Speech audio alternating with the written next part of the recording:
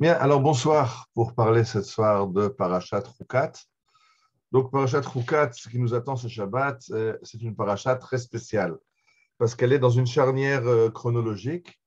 Le début de la parasha nous parle d'événements encore qui sont la seconde année dans le désert, puisque je rappelle, on est sorti d'Égypte et la sortie d'Égypte, la première année dans le désert, c'est relaté dans le livre de Shemot et de Vaïkra.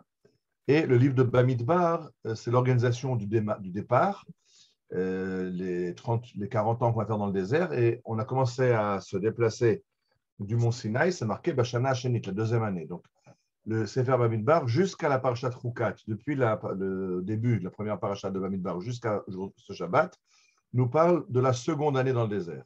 Et puis, brutalement, sans préavis, on tombe sur la mort de Myriam, qui a eu lieu la 40e année, juste avant de sortir du désert. En fait, on a 38 années de blackout où rien n'est raconté. On a la première et la seconde année du désert, on a la 40e année du désert et 37 années qui sont dans le flou. Y a rien la Torah ne raconte rien sur ces années du désert. Et au moment, dans cette paracha, donc, on va parler maintenant donc, aux gens qui vont rentrer en Eretz Israël, puisque on est la 40e année, les gens qui ont fauté dans la faute des explorateurs ont été condamnés à tourner en rond dans le désert et à y mourir. Maintenant, ils sont morts. On va rentrer en Eretz Israël. Myriam va mourir, Aaron va mourir et après Moshe. Et de là, on rentre en Eretz Israël. Et c'est à ce moment-là que la Torah décide de donner une paracha très longue qui nous parle de quelque chose d'assez bizarre, le sacrifice de la vache rousse. La vache rousse, une vache entièrement rousse qu'on sacrifiait en dehors du temple et avec ses cendres mêlées à l'eau, on purifiait les gens qui avaient été rendus impurs pour avoir touché un mort. Et c'est quelque chose de très bizarre parce que cette mitzvah, apparemment, n'a pas sa place dans le livre de Bamidbar. Bamidbar n'est pas un livre de préceptes, de mitzvot, de commandements. Dans Bamidbar, on a des histoires, on a la faute des explorateurs, la faute de Korach, la faute de la guerre avec Bilham. Et il y a quelques mitzvot dans le Sefer Bamidbar, mais ces mitzvot sont toujours en relation avec l'histoire qu'il y a eu. Après les explorateurs, il y a eu telle et telle mitzvah qui était donnée. Après la faute de Korach, donc on nous a parlé des tzitzit, on a parlé de la chala, mais c'était des mitzvot ad hoc à cause de l'histoire qui était juste avant. Là, on a quelque chose qui apparemment n'a pas de lien direct. La parashat de la chouka, la vache rousse qui purifie de la mort pour pouvoir aller au temple, c'est une paracha qui aurait eu sa place dans le livre de Vaïkra. Et donc, on va essayer de comprendre de quoi il s'agit et pourquoi elle est placée à cet endroit-là. Il faut comprendre une chose, que la Torah commence avec une en-tête, Zot Chukat Torah. Voici la Chukat de la Torah, comme si la vache rousse, c'est le centre de tout ce qu'est la Torah. C'est quelque chose de très, très important, de très, très central, et il faut comprendre pourquoi. Il faut comprendre pourquoi, parce que un des grands problèmes qu'on a en tant qu'être humain, c'est la mort. Nous sommes tous mortels, et quand on est confronté à la mort, alors on est en situation d'impureté, on ne peut pas aller au temple, parce que le Kodesh, la sainteté, le temple, c'est tout ce qui est rapport à la vie. Et donc, quand on est en situation d'impureté, on ne peut plus aller au Beth Amikdash. Il y a quelque chose de formidable dans la Mishnah. La Mishnah nous enseigne dans Masechet Kelim qu'il y a 10 niveaux de Kedusha.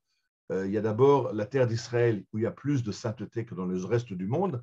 Après, il y a les villes entourées de murailles et Jérusalem parmi elles. Et les 8 autres niveaux de sainteté sont tous dans le temple. La montagne du temple, l'enceinte du temple, le parvis, les salles, jusqu'au Kodesh HaKodashim, le Saint des Saints. En fait, la Kedusha, elle est dans le temple. Aujourd'hui, on s'est habitué à se dire que quand on va au ministère des cultes et qu'on cherche la liste des lieux saints juifs, alors on trouve, c'est à Méron, le tombeau de Rabbi Shimon Bar Yochai, c'est à Tveria, le tombeau de Rabbi Meir Balanes. On parle de 4 villes saintes, Jérusalem, Tzfat, Hebron et Tveria. Et quand vous demandez en quoi elles sont saintes, parce qu'il y a des rabbins très importants qui sont enterrés là-bas. Le judaïsme n'a jamais été une religion qui sanctifie la mort. Au contraire, nous, on sanctifie la vie. Et à tel point que le Kohen, qui est dans le temple, ne peut pas aller au cimetière. Un Kohen n'a aucun contact avec la mort. Dans les civilisations anciennes, le Kohen tirait sa force du fait que c'est lui qui avait les clés qui permettaient de passer dans un monde meilleur. Et la Torah dit juste le contraire. Le Kohen ne s'occupe pas de mort. Il ne rentre pas au cimetière. Ce n'est pas lui qui gère les enterrements. Il ne s'occupe que de la vie. Et alors, on arrive à ce problème. Et justement, quand on était 38 ans dans le désert, même les simples juifs vivaient dans ces nuées de gloire qui entouraient le peuple. on mangeait un pain qui tombait du ciel, la manne. On vivait en fait en dehors du temps, en dehors du monde. Et quand maintenant on va rentrer en Eretz Israël, c'est ce moment-là que la Torah va nous dire, vous allez être confronté à la vie, vous allez être confronté au monde. Dans le monde, il y a une situation de mort, il y a une situation d'impureté. Et donc, voilà la solution, comment réparer les brisures et comment se sortir de l'impureté et de la mort. Donc, les Kohanim n'en ont pas besoin, parce que eux, dans le livre de Vaïkra, on leur a déjà dit, vous n'allez pas au cimetière, vous restez au temple, vous n'allez pas en situation d'impureté.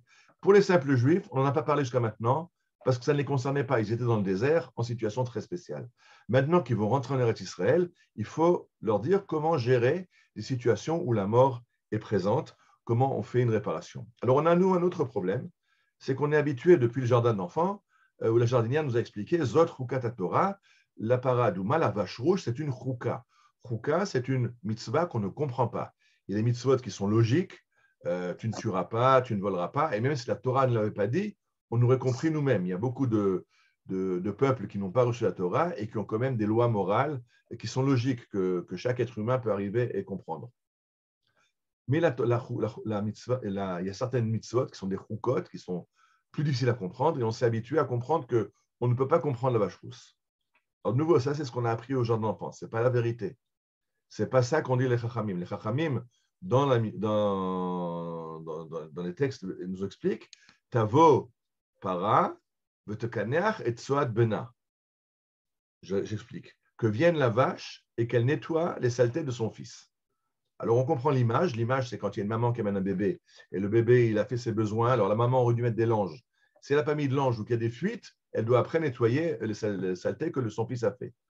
Et ce que nous dit Chazal, c'est qu'au moment du don de la Torah au Mont Sinaï, on a réparé la faute d'Adam Arishon. On aurait dû maintenant être immortel, puisque la mort est venue avec la faute d'Adam Arishon. Et c'est ce qu'il dit dans Tehillim. Amarti Elohim atem ubne Elion kulchem. Vous êtes tous des gens qui vivent immortels, mais vous avez fauté à Vaudor. Achen que Adam tamutu. Et donc, la mort continue dans le monde à cause de la faute du Vaudor.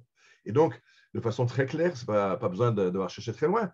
La vache rousse, c'est la vache qui vient expier la faute du fils, du veau. Et donc, la vache rousse, elle vient expier le fait que le veau d'or a amené la mort. Alors, la vache rousse, c'est la réparation qui doit réparer ce qui se passe dans la mort. Alors, bien sûr, il y a une chouka. La chouka, c'est qu'on ne comprend pas les détails, comment ça fonctionne. Mais dans le gros, le principe de la vache rousse, c'est un principe de réparer la faute du veau d'or. Parce qu'il y a deux problèmes dans le monde. Un problème, c'est la mort, et un problème, c'est la faute. La faute et la mort sont les deux grands problèmes. On est des êtres humains, donc on fait des fautes. On est mortel, donc on meurt. Et c'est dans un monde où il y a la faute et la mort, ben c'est un monde où il y a du yehush, on peut désespérer du monde. Donc la Torah nous dit, vous êtes mortel, mais on peut réparer des choses, on peut se purifier de la mort pour aller au temple. Vous avez fait des fautes, vous avez Yom Kippour ou Yom Kippour, il y a de nouveau un rituel qui permet le pardon. Et ce qui est très intéressant, le Rav Tzviuda disait que la vache rousse a fait un changement architectural dans le temple.